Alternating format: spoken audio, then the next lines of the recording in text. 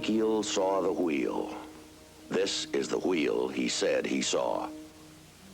These are unidentified flying objects that people say they are seeing now.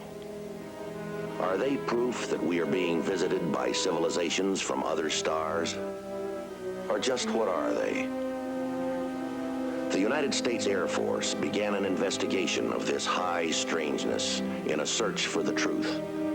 What you are about to see is part of that 20-year search.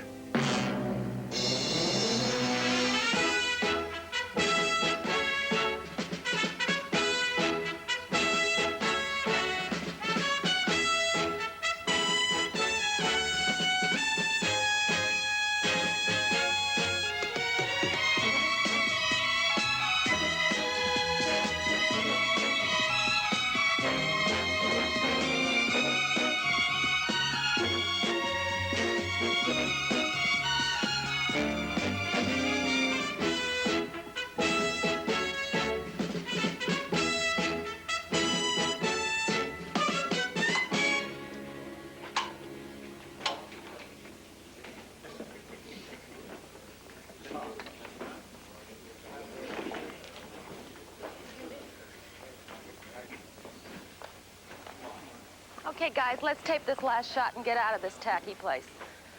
Mr. Flanagan? Yes, Miss Shields. Where do you want me? Right here's fine. I'll ask you my last question, you answer me, and go inside. All right, fellas, lock it up and roll. Okay, guys? Rolling. One last question, Mr. Flanagan. What makes you think that just because you're an extremely successful industrialist, that you can enter the race for the Senate with absolutely no political experience and expect to win? Because the voters of my party and the politicians are sick and tired of politics as usual. And heaven knows, Washington can use all the new talent it can get. Thanks for coming out here, Miss Shields. It was nice to have you visit. I'll see you in Washington next November. Good. So, Frederick Flanagan, one of the most successful businessmen in a state famous for success stories, is taking on a new challenge, politics. This is Christy Shields on location in the Midwest. Okay, guys, that does it. It's a wrap. See you at the hotel, Chris. Gotta thank Flanagan. What time's that plane for Chicago? 10:20, and a 9 a.m. shooting call. Pardon me, sir. Couldn't I or any other household give you a hand? Thanks a lot, fella. You belong to the wrong union. Thanks again for yesterday and today, Mr. Flanagan. I think it'll make a good segment. You certainly make things easier, Miss Shields. You run a good ship. I hope you didn't mind my adding that "see you in Washington." Thanks again. Don't you have time for a drink? I just assumed most of you would join me. Well, we're all fighting the clock, sir. But maybe just a short one. Good.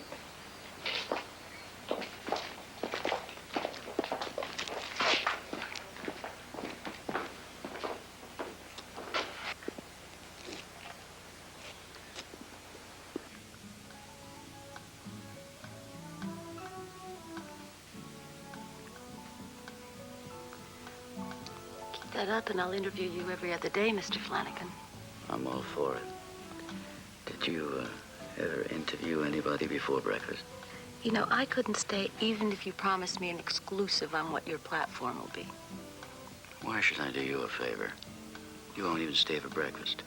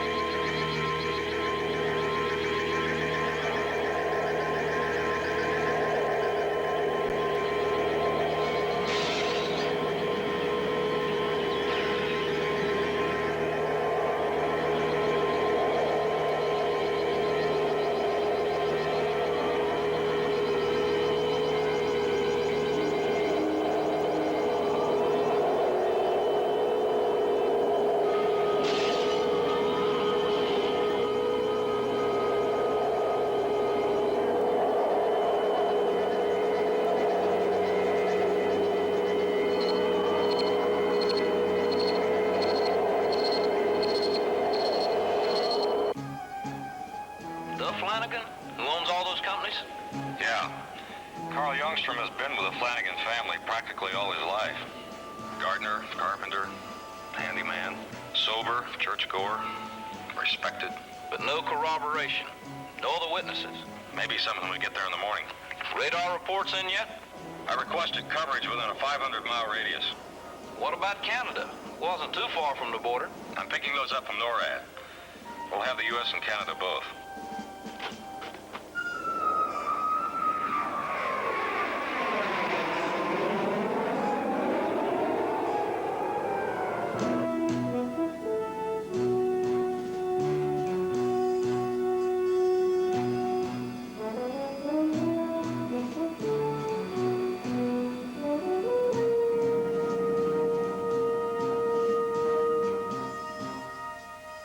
Holy Toledo.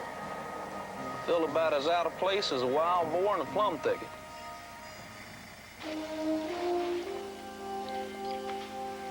Now, if I'm in the way at all, Major, Not at all, sir. And we would like to talk with you after we hear Mr. Youngstrom's story. I just thought all of us discussing it here might be more convenient. I realize you two gentlemen couldn't have had time for breakfast in town. Your teams move fast, don't they? We try, sir. It helps when we have so much cooperation. Mr. Youngstrom, can you tell us in your own words exactly what happened last night? I can't find the words to express it. The object was overwhelming. It was glorious. Why don't you start 10 minutes before anything unusual happened? Well, I was down at the gatehouse. Of course, I lived there. Mr. Flanagan's father offered it to my late wife and me when we were married. It was late, maybe 10 o'clock. I'm usually in bed at that time, but it was good I was awake, wasn't it, Major? Yes, sir. Please go on. Because I was working on a dollhouse for my granddaughter, Cynthia. I want to have it finished by June 3rd because that's her 6th birthday. I happen to be skillful with my hands. And the communication lights, the lights that connect the buildings at the estate, suddenly they start to flash off and on and off.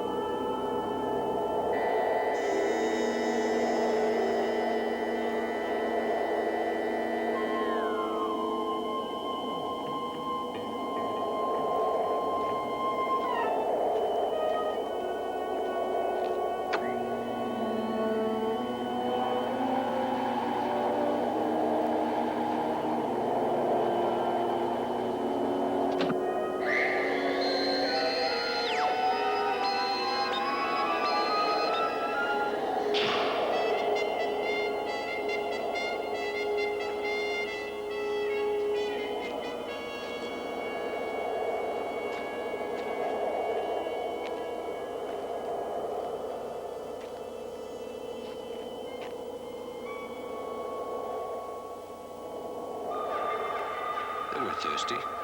And one brought me a beautiful jar, almost like alabaster, 12 inches high. And he started to hand it to me, but...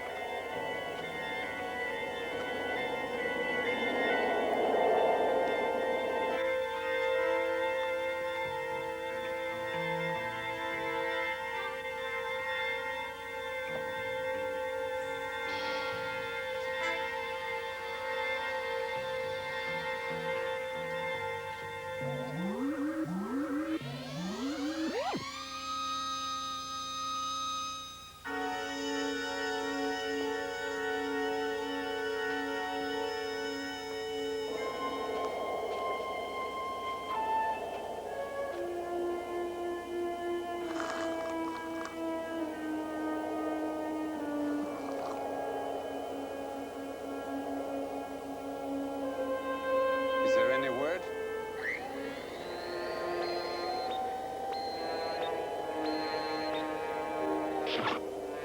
What?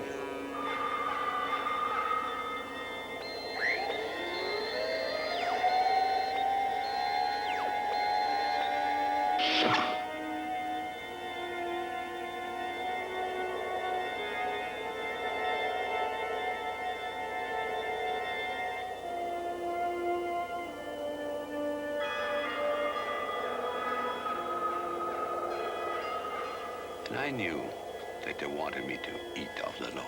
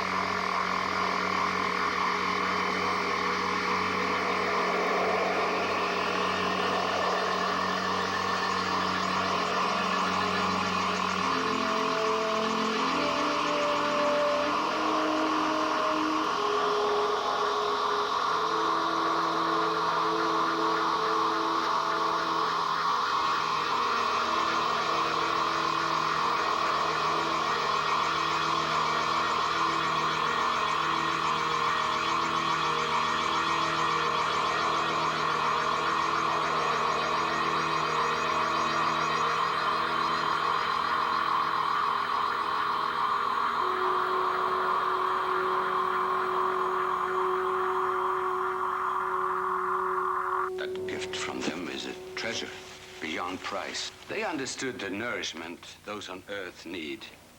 Tasted like a simple bread. Mr. Youngstrom, you mind if we take a sample?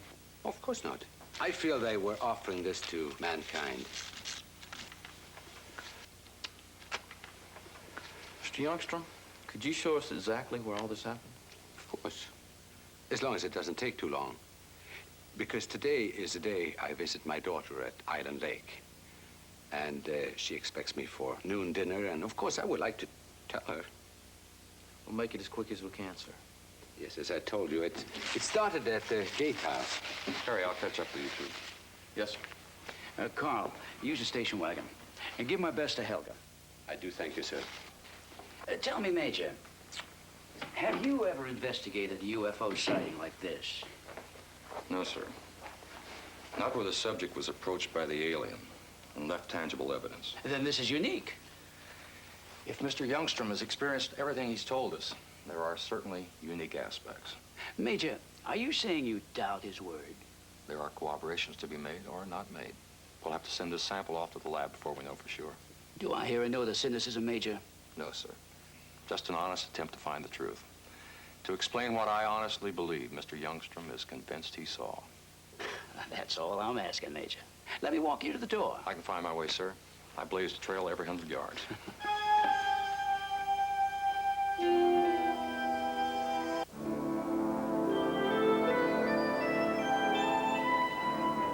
Listen, darling, you've got to let me come back and cover it. I mean, I'm traipsing all over the country, and these jerkwater reporters are getting page 2 stories. Now listen, haven't we been a pretty good pair so far? Fred, I know Carl. Carl knows me. I'm the logical. You'll get your story. You'll get the story. There's as much of knowing when as how. But is it true? I mean, really? A flying saucer? I didn't see it, honey. How can anybody prove it's not true? That's an interesting way to look at it, isn't it? Now listen, Chris, I've got your itinerary, and I'll send up a flare as soon as I need you, which might be sooner than you think. Well, I like your use of the verb need in all its definitions. Bye, darling. I'll see you on the 6 o'clock news. Settle for that if I have to. Bye, darling.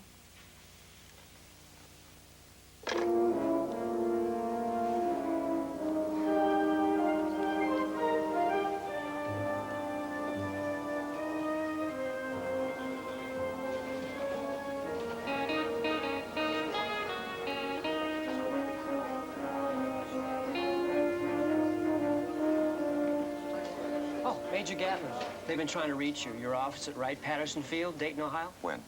15 minutes ago. Want me to get them back? Please. You can take the call right there. Thank you. You know, Major, I've been thinking. I won't report you. How many investigations we've been on these last 5 years? Oh, 700 or 800, I guess. 753. And how many Sundays have we spent in some little burg where if they do have a decent restaurant, it's closed? They never have the right funny papers, and the movies are at least 2 years old. 752. Who's counting? Foreign Technology Division. Libby Burden speaking. I've got your call, Major. Hello? Oh, hi, Major. That lab report came in on the Carl Youngstrom cake or bread or whatever it is. Okay, Libby, let's have it. Okay, we have completed our examination of the material submitted with your telex of May 18. Microscopic analysis shows the presence of hydrogenated fat, starch, wheat, bran, soybean, and buckwheat hulls with a small amount of disaccharides. You know what disaccharides are, Major? Sugar, Libby. Keep going. Bacteriological examination and measurement of radioactivity gave results which are consistent with the view that the article is a muffin or pancake of unusual shape, but definitely of terrestrial origin. Remainder sample is being held pending your instructions. Signed, Captain M.L. Yankworth, assistant to the etc. Okay, thanks. He's got a personal comment he wrote in. What? Jake, you could enter this in an old-fashioned bake-off and come in about third. Major, what do you want me to do? Nothing, Libby. There's nothing to do. So long. I'll be in touch with you. And? Let's take a Sunday drive, Harry.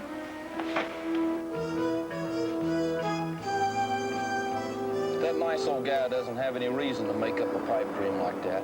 He's not looking for publicity. In fact, I think this whole thing is beginning to bug him a little. He didn't make it up. He believes it really happened. But how? He doesn't drink. I hope I'm as healthy as he is at his age.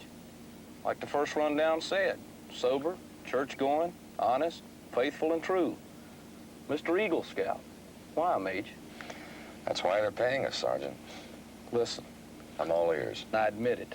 Objectivity and all that. Sure, no value judgments, okay? But listen, I'm on old Carl's side. Of all the subjects we've ever talked to, I think Carl's as straight as a string. I think he's for real. Okay, sound prejudice, okay? Keep talking.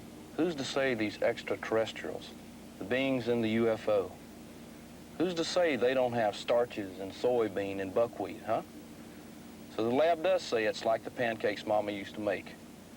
Maybe there's lots of mamas in outer space making away like crazy. All I'm saying, Mage, is one loaf that a test tube says is buckwheat does not make Carl Youngstrom a liar. That's right. You can't prove a negative. Thought your mind was made up.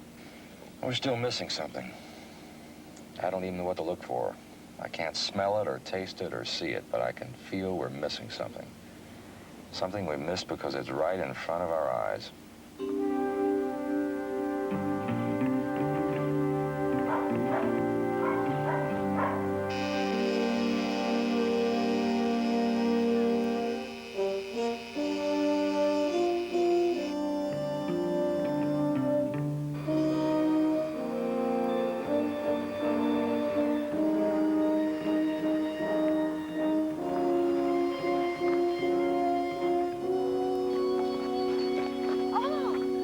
Gatlin, I'm sorry. I didn't know you were expected.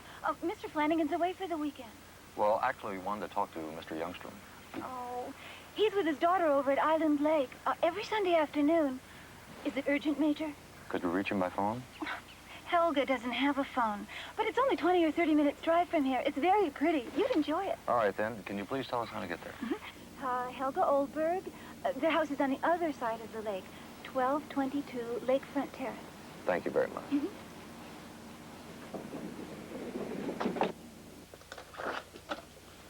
Mrs. Helga Oldberg? Yes? Oh, are you looking for Papa? He's at church, but come in, please. Come in. Papa told me. This is Sergeant Harry Fitz. I'm Jake Gatlin. Yes, Major Gatlin. Please, come in and sit down, gentlemen. Oh, Papa's told me all the interviews you've had with him. You just missed him. Please, sit down. We don't want to impose on you, ma'am. Impose, don't be silly. Isn't it exciting seeing a flying saucer? You know, there have been several in the States around here. But Papa, with his own eyes. I've been baking, which means you're just in time for some cookies, right from the oven. Butterscotch or oatmeal, which? Well, that's very kind of you, Mrs. Oldberg, but, Helga, which? butterscotch, please. Oatmeal, please, ma'am. Tea or cocoa? Just cookies, thank you. You must tell me all about your work. I'm simply fascinated by the whole idea of UFOs, aren't you? The most interesting assignment I've ever had, that's true. What has happened today that is so important, Major? Important, Mrs. Oldberg? Now, you don't come out of your way like this to talk to Papa when you could wait till evening and meet him at home, unless something has come up. Oh, our people back in Ohio had a little piece of information. We just wanted to check with your father. Oh, like confirmations from radar stations? Were there any signals at all that night? You seem to know quite a bit about this subject, Mrs. Oldberg. Helga. And just because we live in the sticks doesn't mean we don't read newspapers and books and keep up with things, now does it? But really, can you tell me, were there any radar stations or air traffic controls that spotted anything unusual that night? Not that we heard from yet, ma'am. No. Ah. Then you probably think Papa is mistaken.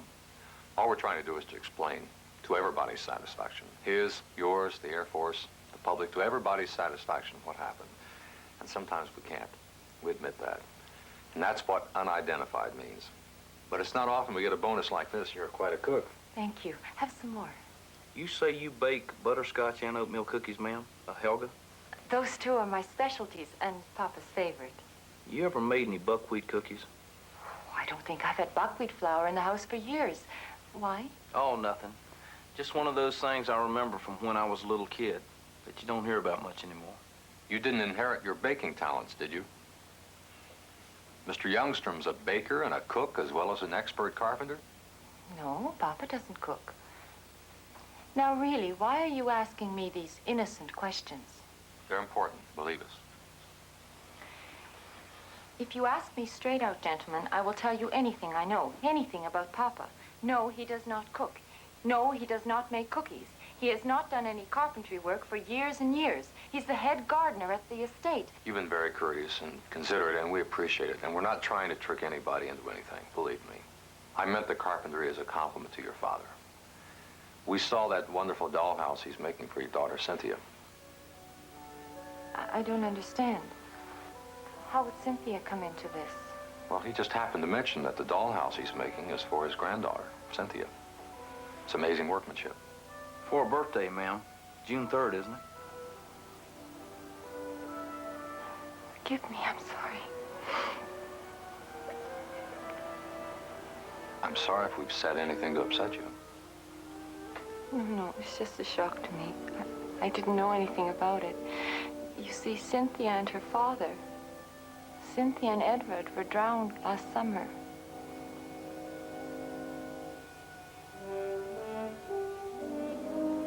He's making her a dollhouse.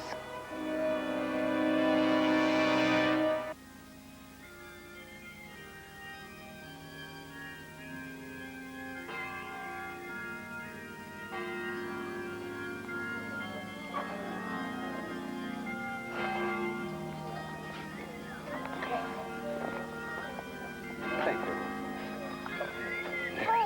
Youngstrom. Don't leave yet. What was the flying saucer really like? Your family's all waiting. Tell us fast. Well, I thought of going back to my daughter. Oh, please. All right. I'll tell you what happened. Let me sit down first. It happened at Mr. Flanagan's estate, where I guess you know I work. It was about bedtime when I heard a strange, weird sound in the sky. Like a jet? Like nothing I've ever heard before. High and piercing. And then at the same time, an incredible light, bluish white, came in from the sky. So I ran outside. A few hundred yards away, as high as a house, was a saucer. A flying saucer with all the incredible machinery all over it. It was, well, I would guess about 60, 70 feet in diameter and tapering off to maybe 30 foot at the base. Then there were exhaust pipes, 6 inches in diameter, spaced about a foot apart. And then wheels that spun around and around and around and around. And then a huge hatch opened.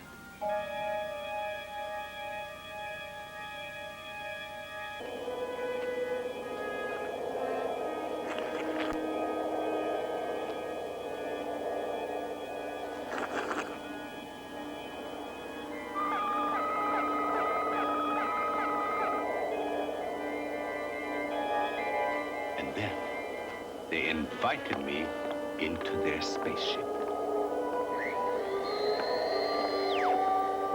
They showed me their propulsion system, more complicated than anything on Earth.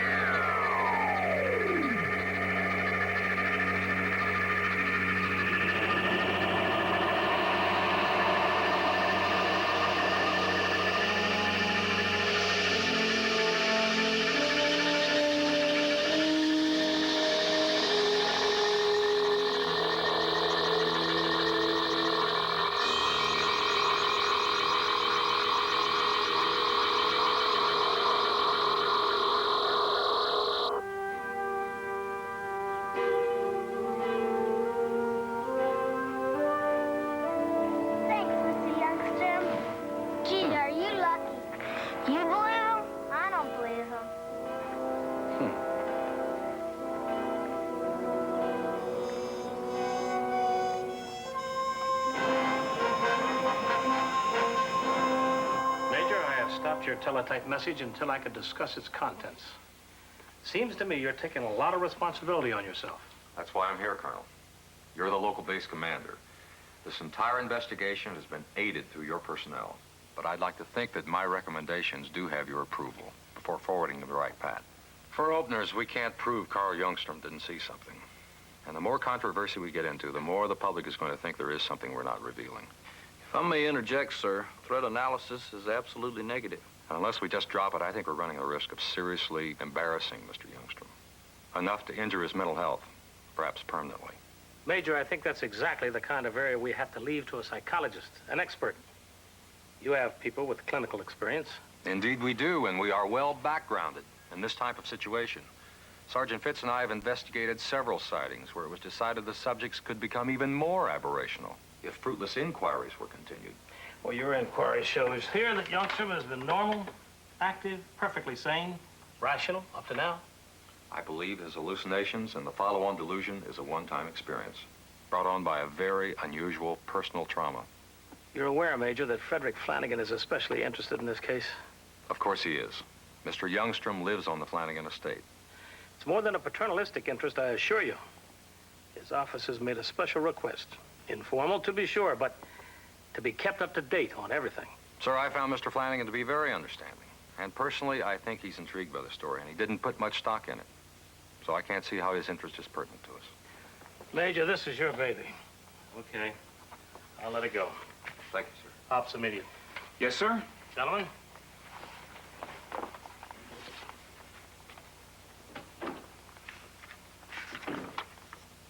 If the plane comes through before then, I'll call you motel, sir. Otherwise, figure on hitching the 135 to Dayton at 1800 hours. Got a deal. You got any ideas on how to kill the rest of the afternoon? Well, there are some good game shows on the tube.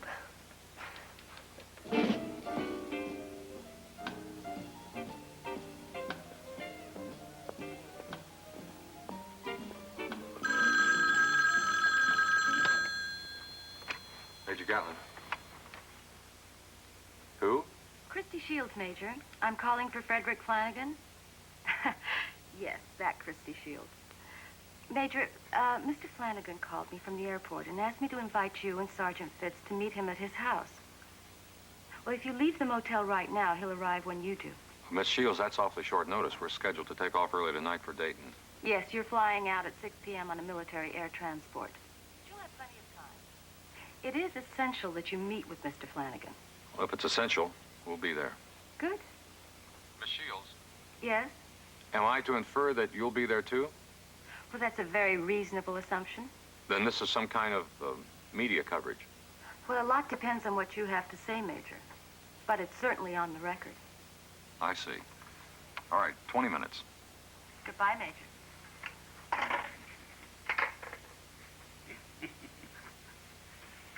Off to the races. Important races. No telling how big. You know, I still don't really get it, Fred. Those Blue Book jokers put their heads right in it. They're dropping it cold. And I'm going to make sure that nobody back at ATIC will pick it up until I want them to, and by then it's going to be too late. For what? Don't you see? I'll have the one big plank for my platform. The one story that no other candidate is going to even be close to. Who's covering up on UFOs? Why? How dare the military keep us civilians in the dark? It's perfect. I'll take on the armed services and the Pentagon, and I'll keep them on the defensive all through the campaign. Hmm.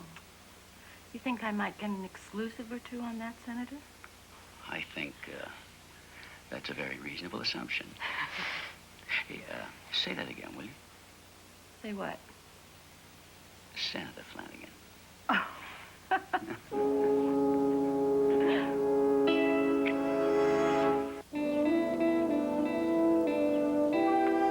How does a normal, everyday, hard-working, sensible man come up with a story about a flying saucer and humanoids who give him strange objects and drink from jugs that defy gravity and a gift of food?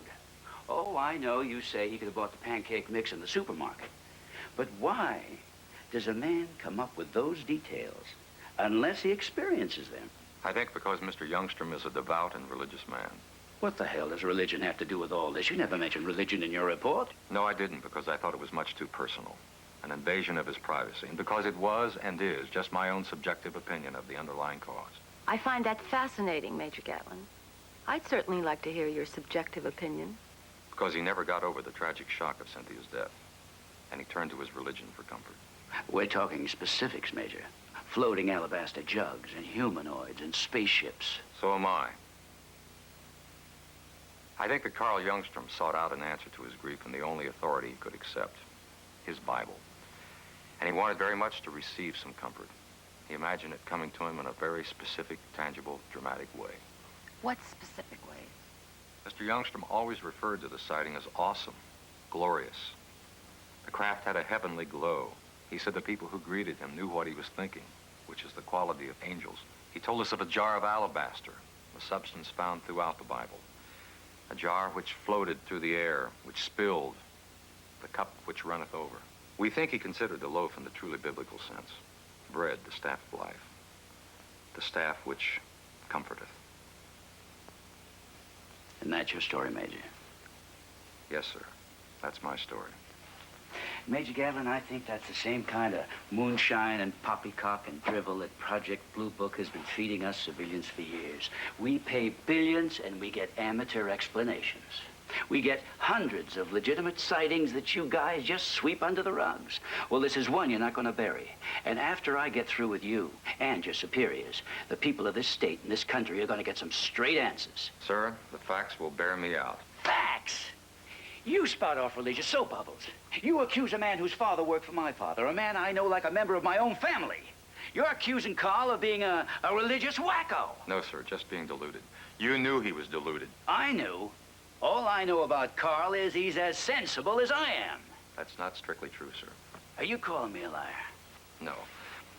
I'm just saying that on the record, I believe you know that Mr. Youngstrom's story is a result of his temporary mental imbalance. And in spite of that, you intend to make political capital of it. I've had to kick a lot of rear ends to get where I am. But believe me, kicking yours is going to be a real pleasure. If you can kick me out of my job, Mr. Flanagan, maybe it isn't worth having in the first place. And I'll take my chance, sir. I'm perfectly sure we can prove that you knew that Carl wasn't mentally stable that night. Only I know what I thought about Carl Youngstrom. And the tape recorder, sir? I didn't talk to you on tape. Carl did all the talking. It's what you didn't say, Mr. Flanagan. Do you make sense of this, Christie? Do you know what they're talking about? It took me a long time to put my finger on it, but when I did, it convinced me I was right about him, and now it convinces me that I'm right about you. I'm usually in bed at that time, but it was good I was awake, wasn't it, Major? Because I was working on a dollhouse for my granddaughter, Cynthia. I want to have it finished by June 3rd, because that's her 6th birthday. You see, Mr. Flanagan let that go right by. He knew that Cynthia wasn't alive. He knew that Carl Youngstrom was living in a world of his own, but he didn't tell us because he was already planning somehow to use the story of a UFO landing here. And he needed to keep Carl Youngstrom and Carl's loyalty to the Flanagan family in his hip pocket. But I didn't point that out in my report, sir. Just as I didn't spell out everything I felt about Mr. Youngstrom's state of mind. Now, if there's nothing else, we have a plane to catch. Don't bother showing us to the door. I know my way out. Good day, Miss Shields. Goodbye, Major. Goodbye, Sergeant. Well? It's not exactly what I expected, but I've got to admit it was different.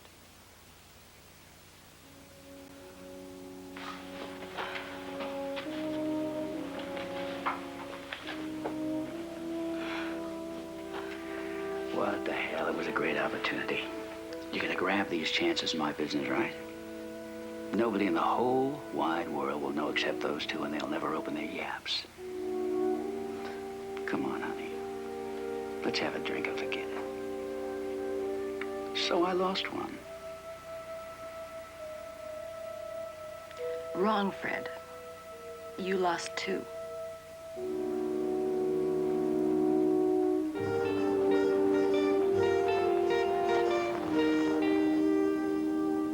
We'll be all right.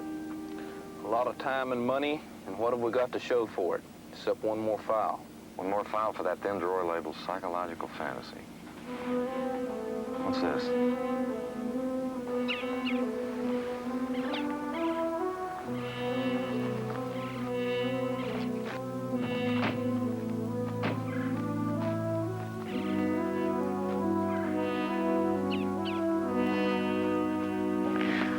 Pardon me, Major Gatlin. I have to talk to you away from the house. Sure, Anita. What? Carl's in trouble, isn't he? No, he's not in any trouble. I have something to tell you. All right. I saw it too. Why didn't you tell us before, ma'am? So many people doubted Carl, and I thought you didn't believe him either. But now I'm the only one he can count on to make people believe him. Carl never said that you two saw it together. I was downstairs in the kitchen having a glass of warm milk. I couldn't sleep. And I looked out, and I saw it land. And I saw Carl run out.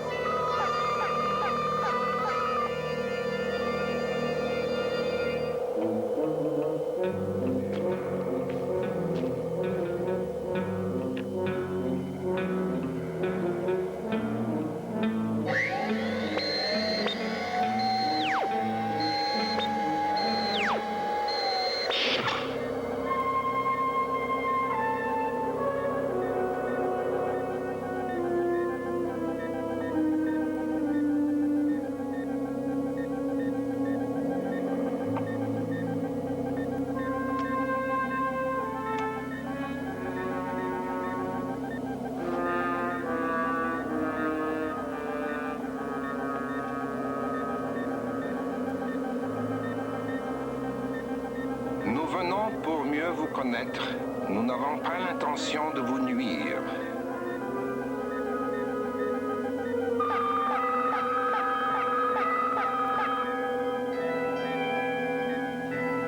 Wir sind gekommen, mehr über euch zu erfahren, fürchtet nichts.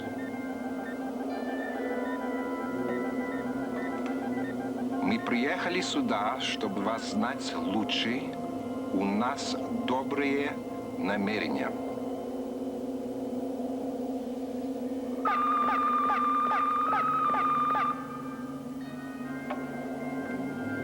We come to know you better. We mean you no harm.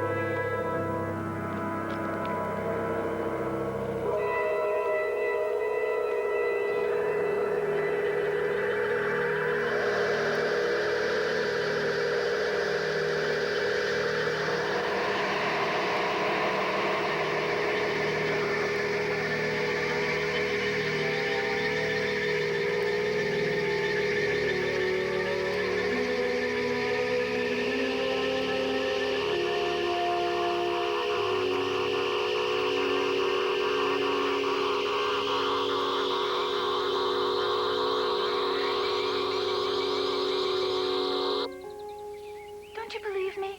I guess you meant well, Anita, but there was no need to try to help him.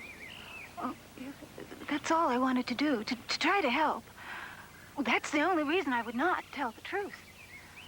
And please forgive me. It's all right, ma'am. Oh, before you leave.